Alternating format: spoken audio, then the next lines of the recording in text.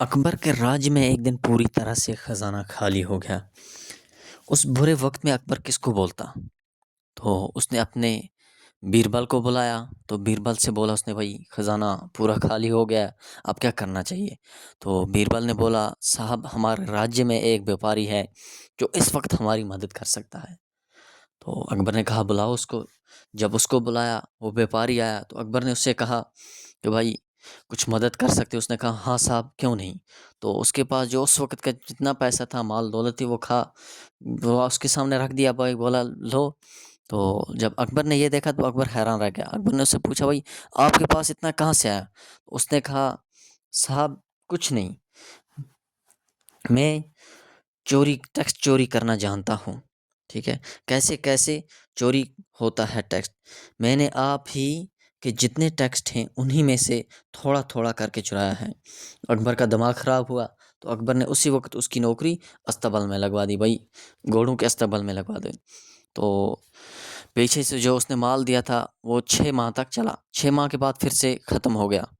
जब ये ख़त्म हुआ तो अकबर ने फिर से बीरबल को बुलाया। बीरबल ने बोला, भाई क्या करना चाहिए? तो बीरबल ने कहा, फिर से उसी को बुलाते। जब उसको बुलाया तो उसने उसको बुलाया, उससे पूछा, भाई कुछ कर सकते हो? उसने कहा, हाँ साहब, क्यों नहीं, पहले से ज़्यादा। जब उसने ये कहा तो अकबर ने उससे पूछा, वह इस बार आपने कहाँ से इतना पैसा लाया? तो उसने कहा, आपके जितने भी सेनापति हैं सब के सब भ्रष्टाचारी हैं। ठीक है, जब मैं वहाँ अस्तबल में गया, मैंने बोला उनको, मैं तुम्हारी पोल खोल दूंगा। तो मुझे सही मात्रा में सोना देते जाओ, वरना मैं तुम्हारी गेम ओवर कर दूंगा। ठीक। तो अकबर को फिर से गुस्सा आया, बहुत ज़्यादा गुस्सा आया। तो उसने कहा, इसको इसी वक्त समुद्र के किनारे छोड़ के आओ, जहाँ पे ये जहाज़ गिनेगा। वो वहाँ गया। 6 माह बाद फिर से सोना ख़त्म। तो अकबर ने फिर से बीरबल को बोला। तो बीरबल ने बोला फिर से उसी का।